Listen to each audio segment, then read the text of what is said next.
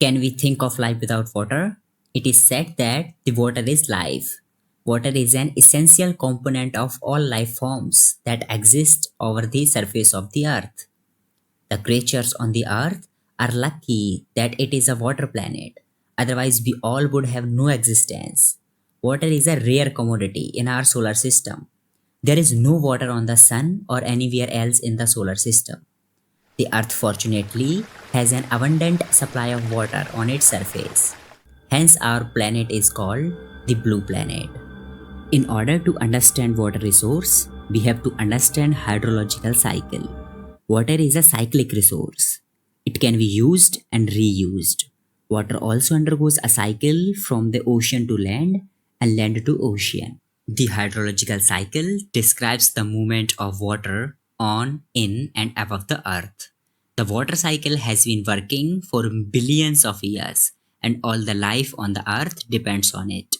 Next to air, water is the most important element required for the existence of life on the earth. The distribution of water on earth is quite uneven. Many locations have plenty of water, while others have very limited quantity. The hydrological cycle is the circulation of water within the Earth's hydrosphere in different forms. That is, the liquid, solid, and the gaseous phases. It also refers to the continuous exchange of water between the ocean, atmosphere, land surface, and the organism. About 71% of the planetary water is found in the oceans. The remaining is held as fresh water in glaciers, ice caps, groundwater sources, lakes, soil moisture, atmosphere, streams, and within life. Nearly 59% of the water that falls on land returns to the atmosphere through evaporation from over the oceans as well as from other places. The remainder runs off on the surface, infiltrates into the ground, or a part of it becomes glacier. It is to be noted that the renewable water on the earth is constant, while the demand is increasing tremendously. This leads to water crisis in different parts of the world, spatially and temporally. The pollution of river waters has further aggravated the crisis. How can you intervene in improving the water quality and augmenting the available quantity of water? Relief features of the ocean floor. The oceans are confined to the Great Depressions of the Earth's outer layer. In this section, we shall see the nature of the ocean basins of the Earth and their topography. The oceans, unlike the continents, merge so naturally into one another that it is so hard to demarcate them.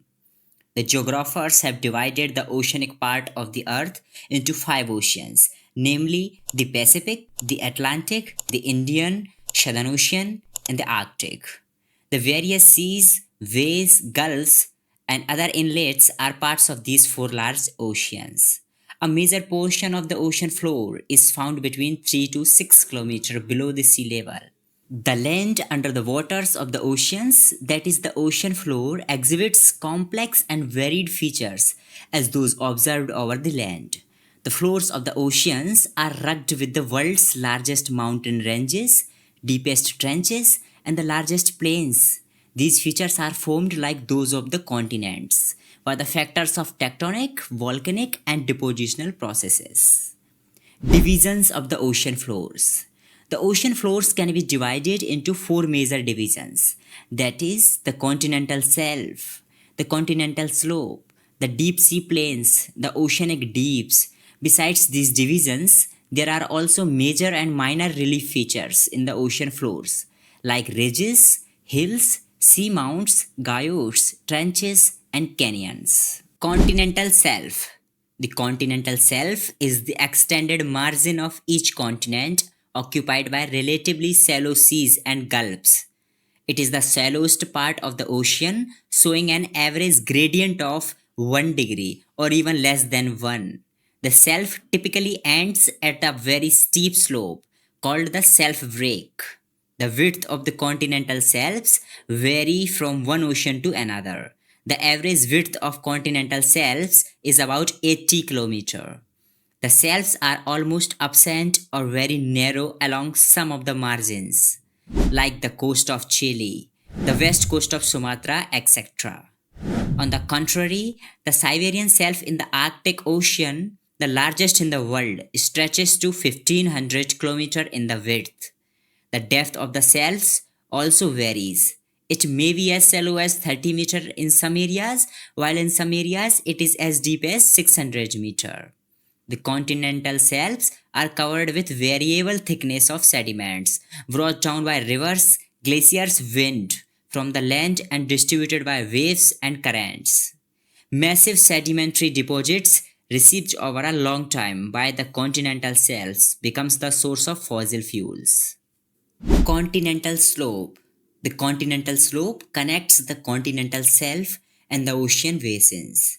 You can see here. It begins where the bottom of the continental shelf sharply drops off into a steep slope. The gradient of the slope region varies between 2 to 5 degree.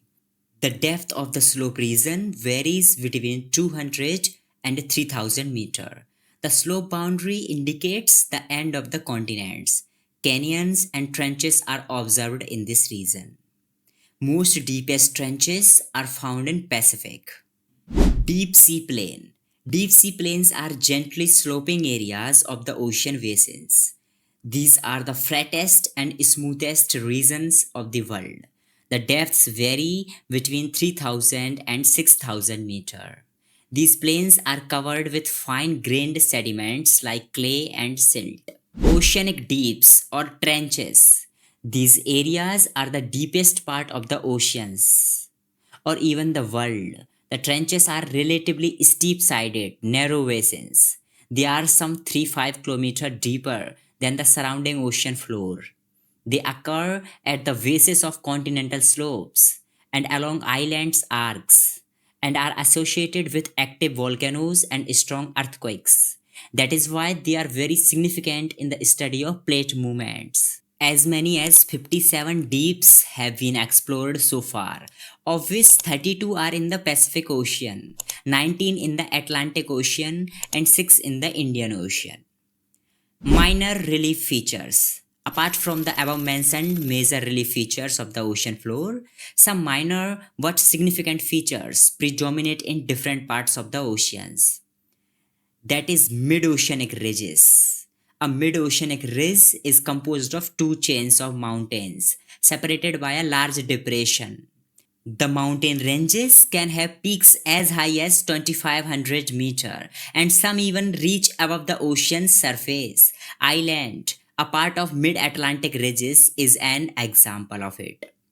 Seamounts. It is a mountain with pointed summits rising from sea floor that does not reach the surface of the ocean. Seamounts are volcanic in origin. These can be 3000 500 meter tall. The Emperor Seamount, an extension of the Hawaiian island in the Pacific Ocean, is a good example. Submarine canyons. These are deep valleys, some comparable to the Grand Canyon of the Colorado River. They are sometimes found cutting across the continental shelves and slopes, often extending from the mouths of large rivers. The Hudson Canyon is the best known submarine canyon in the world. Guyotts. It is a flat-topped seamount. They show evidence of gradual subsidence through stages to become flat-topped, submerged mountains. It is estimated that more than 10,000 seamounts and guyotts exist in the Pacific Ocean alone. Atoll. These are low islands found in the tropical oceans consisting of coral reefs surrounding a central depression.